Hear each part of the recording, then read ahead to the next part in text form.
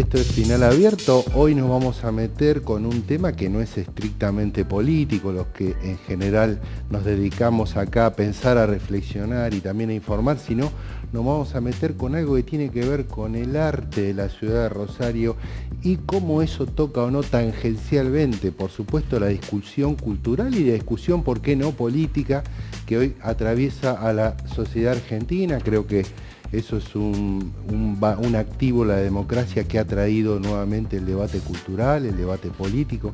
¿Qué pasa con los actores que de algún modo han tomado partido con determinado proceso político? Ahora están siendo perseguidos, se quedan sin trabajo, consiguen, no consiguen trabajo por esa razón.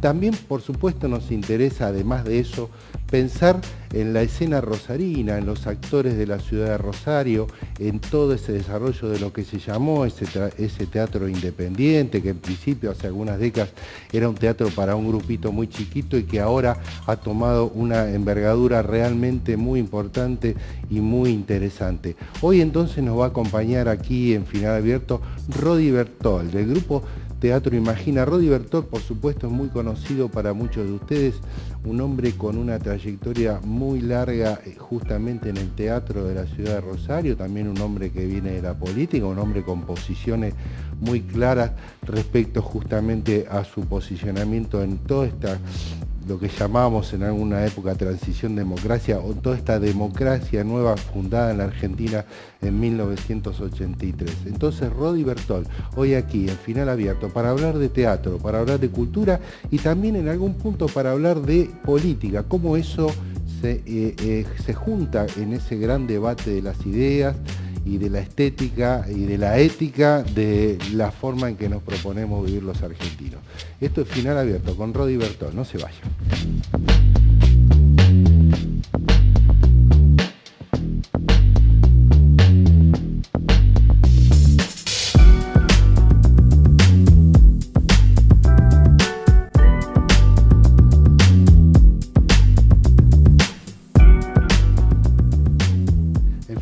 Entonces, hoy con una visita muy bonita para mí, es un amigo de toda la vida, Rodi Bertol, un hombre del teatro y un hombre de la política y un hombre que da el debate cultural en la ciudad de Rosario. Gracias, Rodi, por acompañarme después de tanto que quise tenerte acá, te invité algunas veces, al fin nos encontramos. Gracias. Gracias a vos por invitarme, un gusto estar acá. Bueno, nos conocemos de allá, de aquellos lejanos años 80. Sí, de los raros peinados nuevos.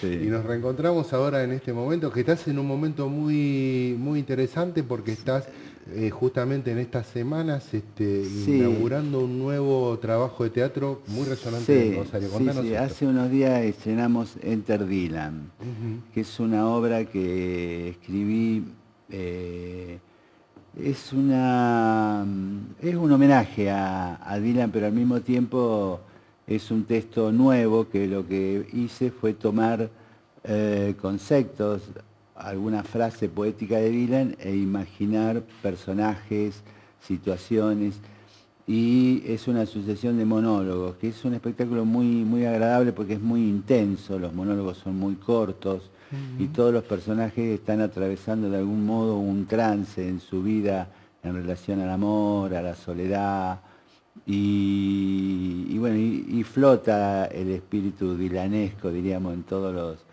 los personajes. Es un poeta inmenso, no voy a decir nada nuevo, pero que lo que me permitió fue armar otro tipo de espectáculo con un formato, sería una especie de anti-stand-up, porque si bien tiene el formato del monólogo, son textos, algunos de humor, algunos dramáticos, pero con mucha poesía, ¿Qué te interesó, Rodi, de Dylan? Es un emblema de la música. Tadeusz Kantor, un gran director polaco, decía: la infancia, aquel lugar del cual nunca salís. De algún modo, todo lo que intentamos crear algo, estamos allí, ¿no? Yo de Dylan tengo que fue un ídolo infantil, mirá.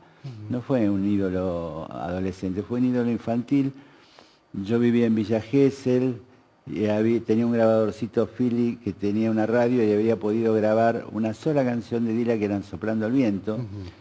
Y yo me encerraba, así tenía la edad de tu hijo, me encerraba en la pieza con una guitarrita de juguete y ponía, apretaba el play, ponía, y hacía que cantaba y cantaba. Y a mí lo que me fascinó, no entendía en inglés, entonces no sabía qué decía la letra. A mí lo que me fascinaba de Dylan era esa posición que lo había visto en algunas fotos, de un hombre solo, con su sombrero, su armónica frente al mundo, ¿viste? Un francotirador.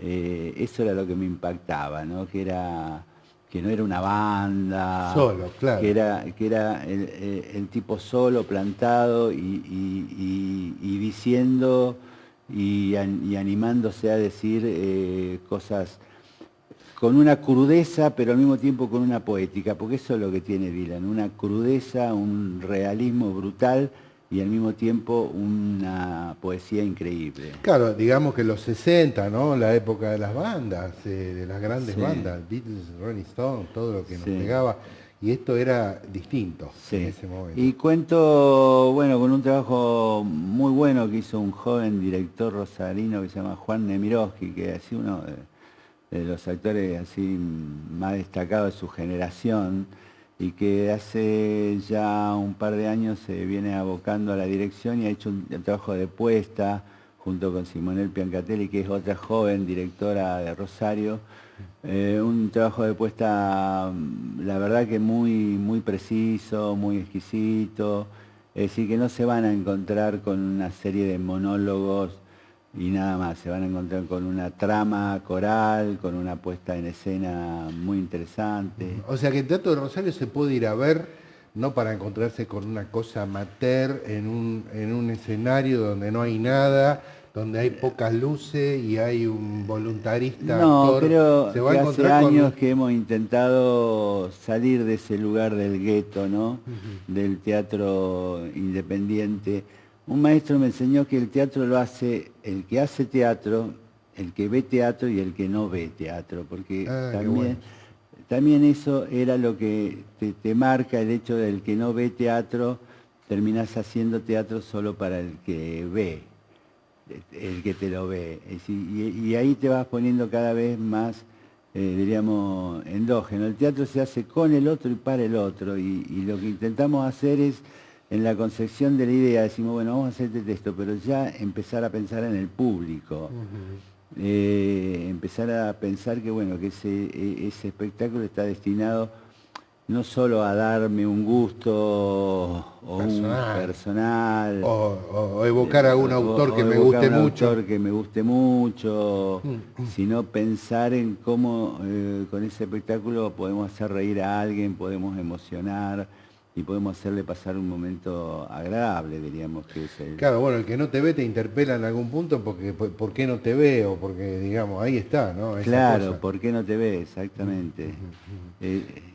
Siempre que no sea, por supuesto, meterse en la canaleta de lo estrictamente comercial, porque uno dice, bueno, hago claro, sí. El humor así, digamos... sí, la fórmula. Lo primero es ser genuino diríamos, a lo que uno tiene como visión del mundo, porque en un momento como este, ¿no? Donde hay diríamos, empobrecimiento sistemático de un montón de cosas, no solo de la cuestión de la cantidad de pobres que hay, sino solo también en la cuestión de cuestiones ideológicas, la cuestión de los medios masivos de comunicación que hacen que sea un infierno, porque no podés ver nada y son todos hegemónicos y te dicen todo lo mismo. El hecho de que una persona cualquiera pueda escribir un libro, pueda escribir un cuento, pueda hacer un dibujo, o como nosotros hacer una obra de teatro, es ejercer una de las pocas libertades individuales que quedan, que es la libertad estética. Claro. que es la libertad estética. Y creo que eso tiene mucho valor en este momento, ¿no? Si me permitía, hacemos un cortecito, después Sí, seguimos sí. con algo que me interesa, que es esta cosa de los actores o el mundo de la cultura que de algún modo se comprometió con el gobierno anterior y ahora, ¿qué pasa con eso? Bárbaro.